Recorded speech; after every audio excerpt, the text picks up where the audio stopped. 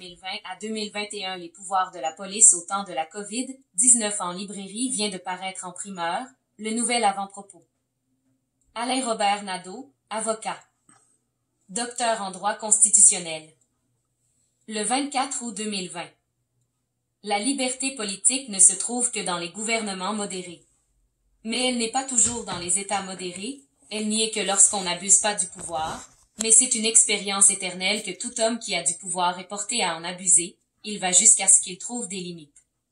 Qui le dirait? La vertu même a besoin de limites. Pour qu'on ne puisse abuser du pouvoir, il faut que, par la disposition des choses, le pouvoir arrête le pouvoir. Montesquieu, L'Esprit des lois, 1748. Astérisque astérisque.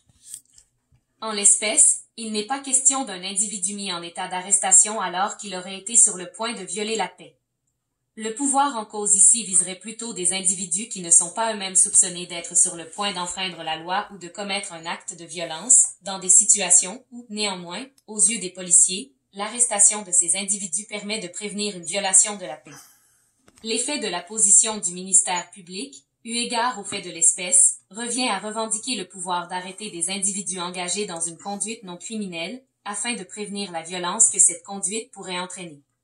Ce pouvoir d'arrestation proposé donnerait lieu à première vue à une atteinte importante aux droits fondamentaux relatifs à la liberté. En fait, il existe peu d'actions policières qui portent davantage atteinte à la liberté d'un individu qu'une arrestation, une action qui restreint complètement la capacité d'une personne de se déplacer dans l'espace public, sans coercition de l'État. Fleming et Ontario, 2019 CSC 45, par 62 à 67.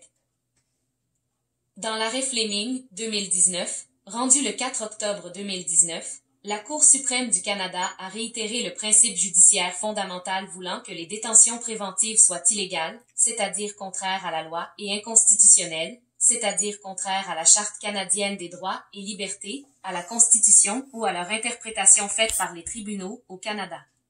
Dans ce cas, un résident de la municipalité de Caledonia en Ontario, M. Randolph Fleming a été mis en état d'arrestation en raison du fait qu'il s'était aventuré, pour échapper à une interpellation policière illégale, sur un lopin de terre occupé par des Autochtones que les policiers de la police provinciale de l'Ontario avaient décrété zone interdite. Dans une décision unanime, la Cour suprême a affirmé le principe judiciaire suivant. Il est interdit de procéder à l'arrestation d'un individu qui n'a enfreint aucune loi et qui n'était pas sur le point de commettre une infraction. On ne peut arrêter un citoyen dans le but d'assurer sa sécurité personnelle. Cette décision réaffirmait l'arrêt R.C. Le 2019 CC 34 que la Cour avait rendu au mois de mai précédent, lequel a été longuement explicité dans ses pages de l'édition 2019 à 2020. L'arrêt le 2019, rendu le 31 mai dernier par la Cour suprême, a rappelé que des policiers ne peuvent s'immiscer illégalement dans la cour arrière d'une maison privée et demander aux occupants de s'identifier et de justifier leur présence dans ces lieux. Puis, dans l'arrêt causoyant C. Société de transport de Montréal, 2019 CSC 59, rendu le 29 novembre 2019, la Cour suprême a rappelé le principe voulant qu'un policier ne puisse interpeller une citoyenne sans que la loi le lui permette expressément. Dans ce cas, un policier agissant pour la Société de transport de Montréal avait intercepté et interpellé une citoyenne en raison du fait que celle-ci ne tenait pas la main courante d'un escalier mécanique dans une station de métro. L'interpellation, lorsque les policiers communiquent avec un citoyen, la détention, lorsque les policiers exercent une coercition pour retenir un individu afin de l'identifier, l'interroger ou de mener enquête, et l'arrestation, lorsque les policiers privent un individu de ses droits et de sa liberté à la suite de la perpétration d'un acte criminel et, habituellement, afin de l'emprisonner, ont été jugés illégales, et cela quand bien même le policier avait reçu une formation et avait une croyance sincère qu'il agissait dans le cadre de la loi. La Cour suprême a aussi rappelé le droit pour les citoyens de refuser d'obéir à une sommation ou à un ordre illégal émanant d'un agent de la paix. Pire encore, la Cour suprême a statué qu'un policier qui agissait illégalement était personnellement responsable de ses actions. Cette trilogie d'arrêts de 2019 de la Cour suprême du Canada, les arrêts le 2019, Fleming, 2019 et Causoyant, 2019, réaffirment le principe judiciaire fondamental que nous évoquions l'année dernière. Les pouvoirs généraux que la common law confère aux policiers, et cela indépendamment des motifs subjectifs des policiers, ne sauraient justifier l'intrusion illégale des policiers dans la cour arrière d'une résidence privée sans qu'ils soient munis d'un mandat ou qu'il ait obtenu le consentement des individus ou senti la nécessité de justifier leur propre présence sur les lieux. Le 2019. Il ne saurait justifier l'arrestation d'un individu qui n'a enfreint aucune loi et n'est pas sur le point de commettre aucune infraction. Fleming, 2019. La Cour suprême a aussi réitéré le principe selon lequel les citoyens n'ont pas à décliner leur identité ou à offrir leur collaboration à un policier, à moins qu'une disposition législative ou une règle de common law le prévoie clairement. Causoyant, 2019. Ainsi, cette pratique policière qui consiste à demander à des personnes, sans raison apparente, de s'identifier et de justifier leur présence à un endroit donné, pratique connue sous le nom de fichage, est une pratique incontestablement illégale et inconstitutionnelle au Canada. Le 2019. Causoyant, 2019. La question qui se pose, et que l'on m'a posée souvent, est la suivante. Est-ce que les décrets adoptés par le gouvernement en vertu de la loi sur la santé publique, RLRQ-C, S. 2.2 permettait aux policiers d'intercepter les individus et d'émettre des constats de contravention si ces derniers avaient enfreint les directives gouvernementales relativement à la distanciation sociale? La réponse est négative. Quid si le gouvernement adoptait une loi liberticide comme au Québec? Le projet de loi numéro 61 intitulé Loi visant la relance de l'économie du Québec et l'atténuation des conséquences de l'état d'urgence sanitaire déclaré le 13 mars 2020 en raison de la pandémie de la COVID-19 ou comme, au Nouveau-Brunswick, le projet de loi numéro 41 intitulé Loi modifiant la loi sur les mesures d'urgence, afin de légiférer expressément et de permettre ces actions aux policiers.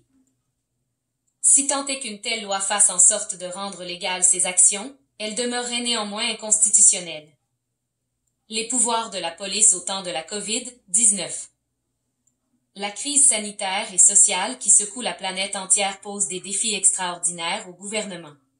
Au Québec, conformément à l'article 118 de la Loi sur la santé publique, le premier ministre M. François Legault a décrété l'état d'urgence, pour la première fois, le 13 mars 2020, et ce décret a été renouvelé depuis en raison du fait qu'il ne peut avoir une durée de plus de 10 jours, pouvoir qui a été préféré à celui de l'Assemblée nationale qui, elle, peut déclarer une situation d'urgence pour une période allant jusqu'à 30 jours.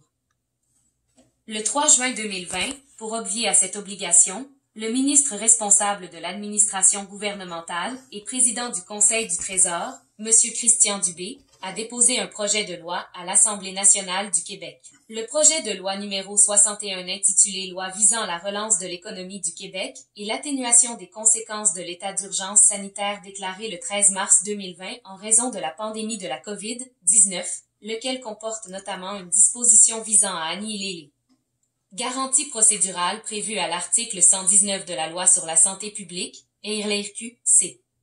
S. 2.2 en décrétant un état d'urgence permanent, le gouvernement se réservant le droit d'y mettre un terme ou pas. Cette disposition a été dénoncée par plusieurs, notamment par le barreau du Québec. C'est notamment en vertu de décrets adoptés dans le sillage de la Loi sur la santé publique que des mesures attentatoires aux droits et libertés fondamentales ont été prises sans autorité par des agents de la paix. À titre d'exemple, 2 individus qui déambulaient dans un parc se sont vus interpellés et sommés de s'identifier afin de prouver qu'ils partageaient une adresse commune. Autre exemple, un individu atteint de schizophrénie s'est vu décerner une amende de 1 546 $ en raison du fait qu'il ne respectait pas les règles de distanciation sociale alors qu'un autre individu, aussi atteint de schizophrénie, a pu esquiver toute accusation criminelle à la suite de la perpétration d'un acte criminel grave commis à l'encontre de 3 femmes, qu'il a sauvagement menacées et attaquées avec un bâton de baseball, dans une station de métro de Montréal. S'il est vrai que la décision du ministère public de ne pas porter des accusations criminelles contre un schizophrène était justifiée en raison du fait qu'il correspond aux principes élémentaires du droit criminel, en ce sens que l'absence de mandat, la preuve de l'intention criminelle, était impossible à faire dans ce cas et rendait tout procès superfétatoire. On peut se questionner sur le jugement de l'agent de la paix qui a décerné une amende de 1 546 $ à un schizophrène en raison du fait qu'il n'a pas respecté les directives gouvernementales relativement à la distanciation sociale. Les mêmes mesures ont aussi été prises à l'encontre de passagers de véhicules automobiles.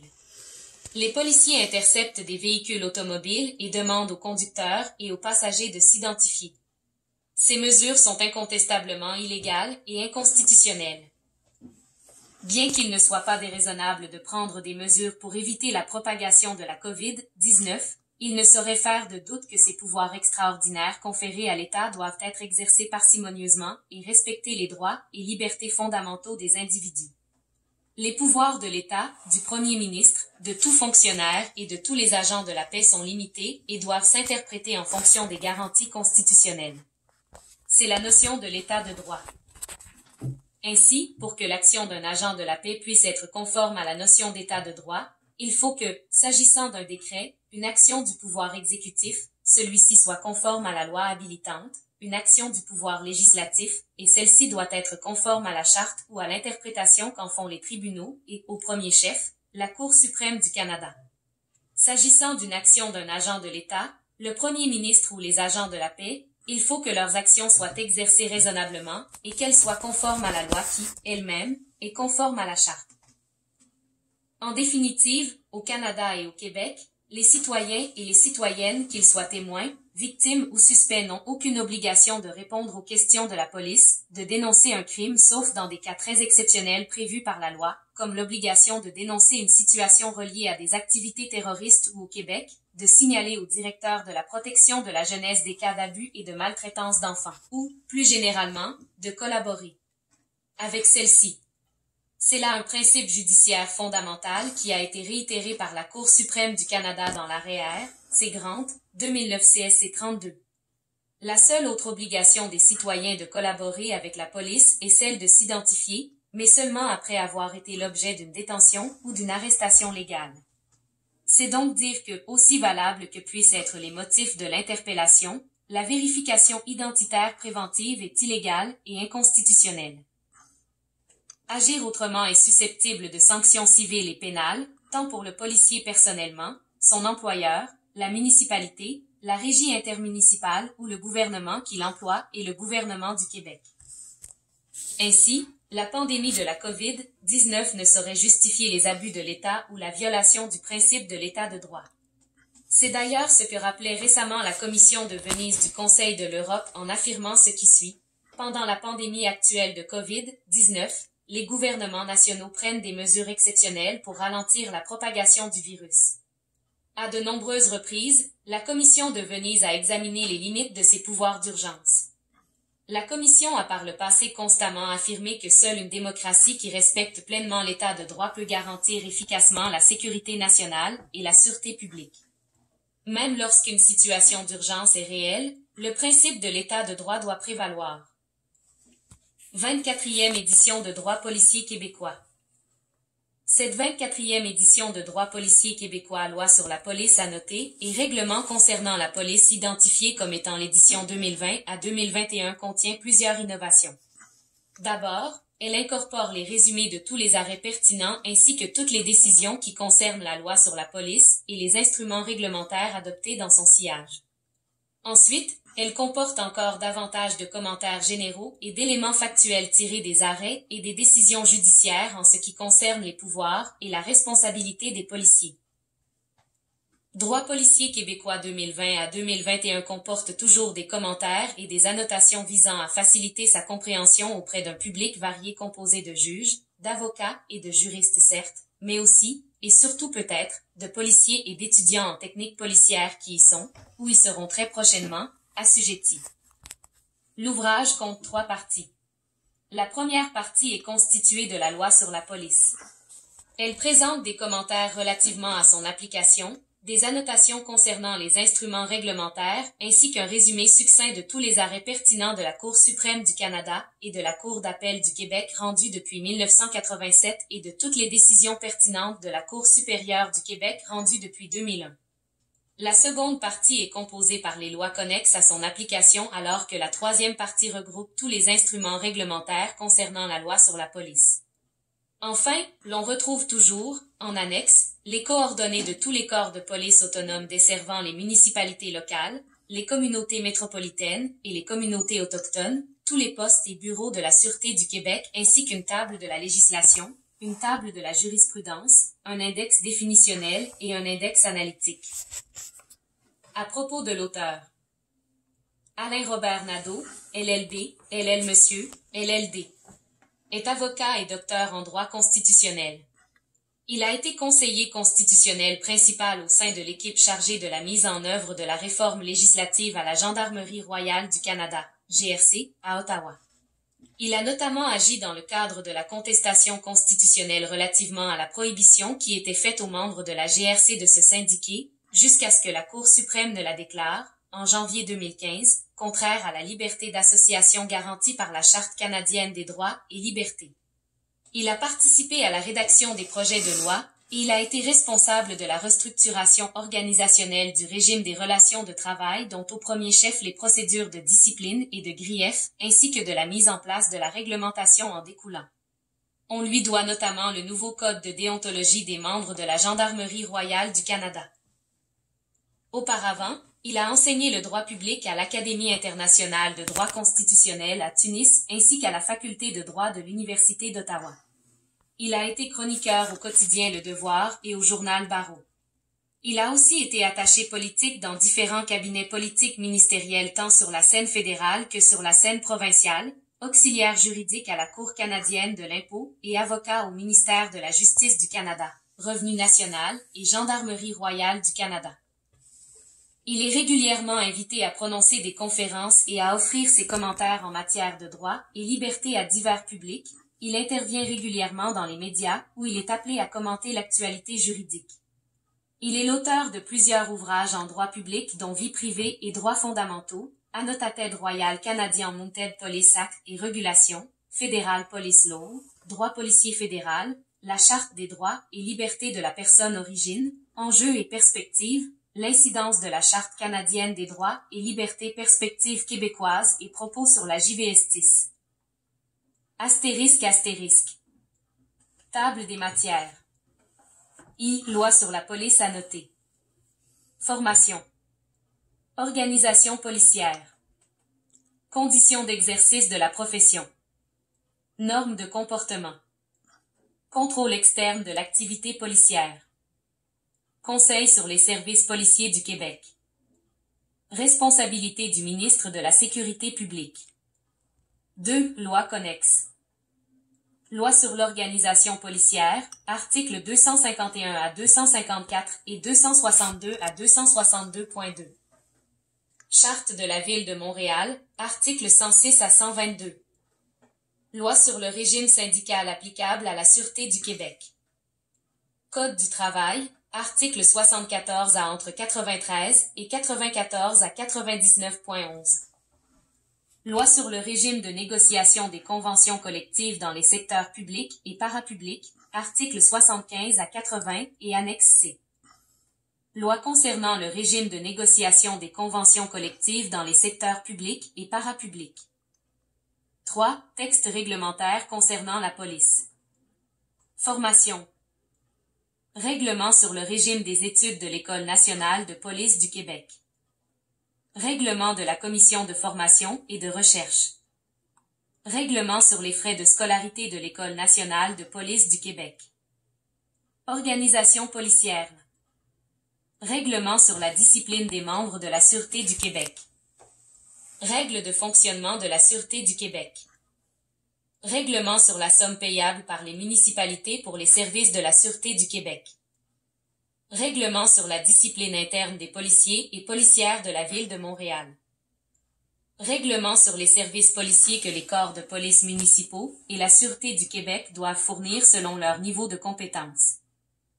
Règlement sur les insignes des constables spéciaux exerçant les fonctions de surveillants routiers pour le ministère des Transports.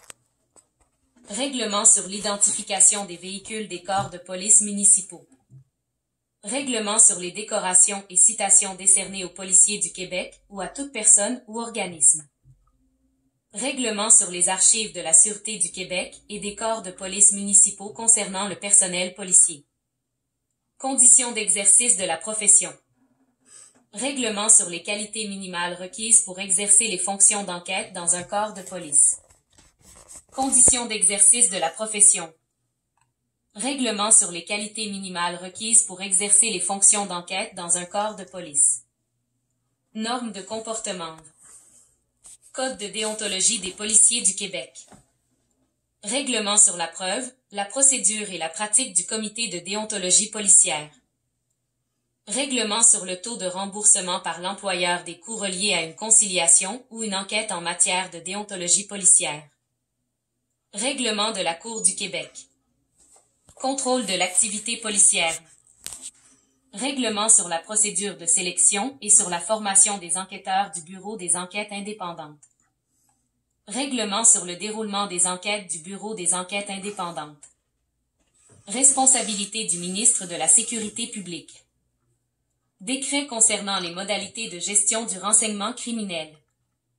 Règles transitoires. Règlement sur des mesures de transition utiles à l'application de la loi concernant l'organisation des services policiers. Annexe. Annexe et définition. Annexe 2 Postes et bureaux de la Sûreté du Québec.